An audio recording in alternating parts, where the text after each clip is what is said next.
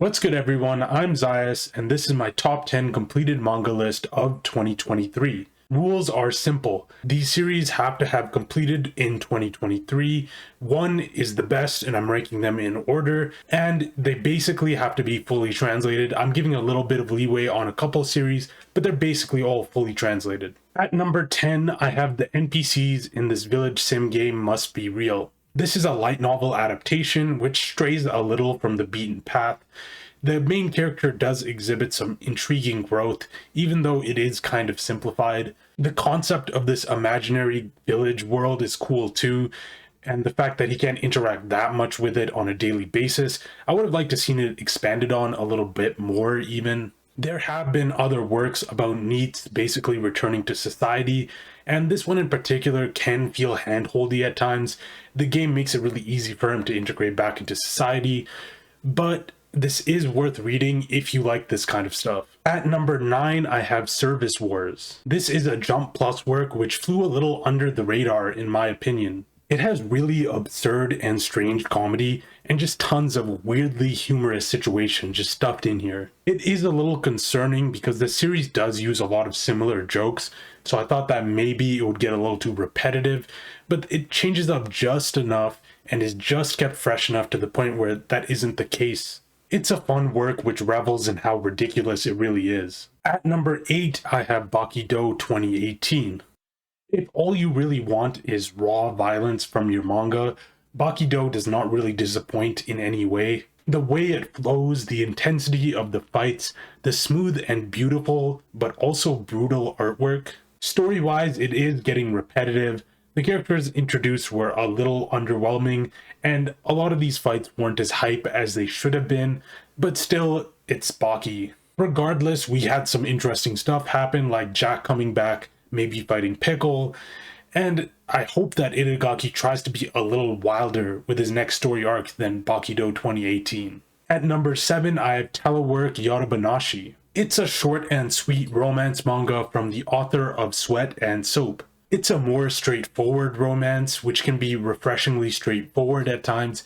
It can also be sneakily funny. At number 6, I have Ikoku Nikki. It's a story of highs, lows, growth, and grief. The main characters are all great, and there's tons of scenes in here which are incredibly emotional, where these characters have to confront some of their fears. Not only does Asa become an adult, but Makio has to learn how to be truthful with herself too. It's a pretty good read. Number 5 is The Fable Second Contract. This is essentially just more Fable for anybody who was missing it. It ventures back into being more comedy focused at the start of the series, which I really enjoyed because I was kind of missing that comedy aspect of the Fable by the end of the series, but slowly it veers back into this intricate plot of assassins fighting other assassins. I love that we got more comedy. I love that we get to see some of these characters more, but I would say that it definitely is a step down from the original Fable. The rival gang and the final conflict that happens here feels way cheaper than the first one in the original Fable,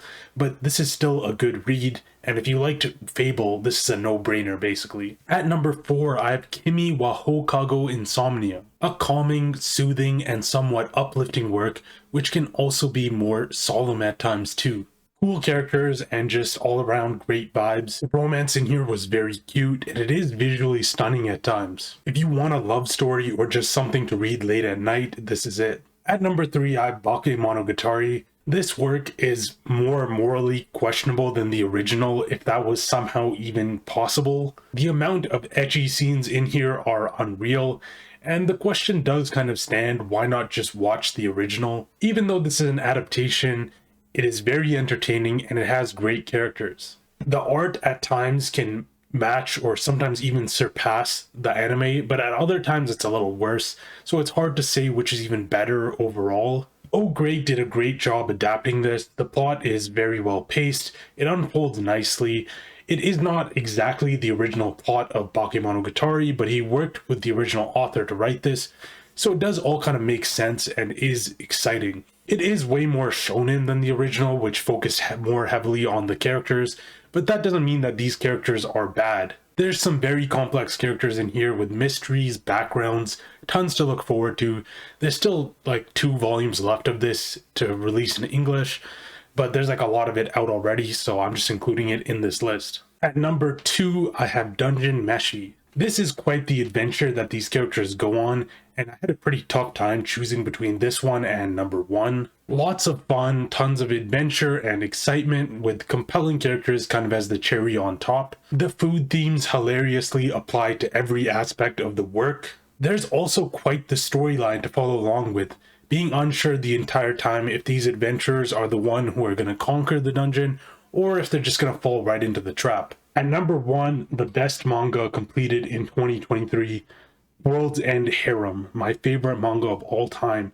No, I'm kidding, it's Barakamon. Barakamon is number 1. An incredible Iyashikei manga about the growth of a young boy into a man. You might see similarities to Yotsubato, because they're both slice of lifes about raising children, but Barakamon goes at it from a completely different angle. Ripe with comedy, with character development, the whole storyline of him finding his place in the world is super compelling and great. There's some great art in here too, with some very calming and soothing backgrounds which make you just want to stop and think.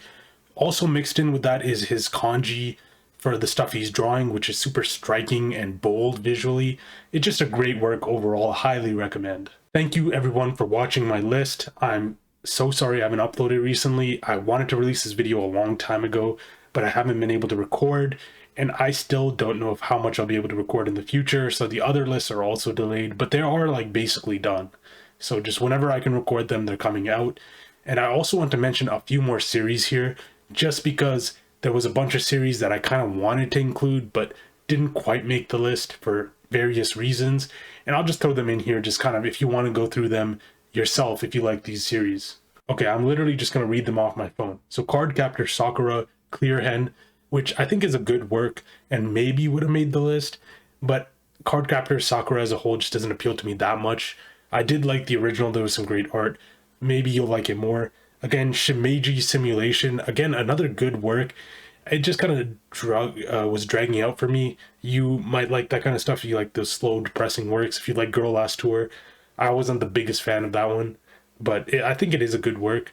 There is Trace, the man from Forensics Solves the Truth.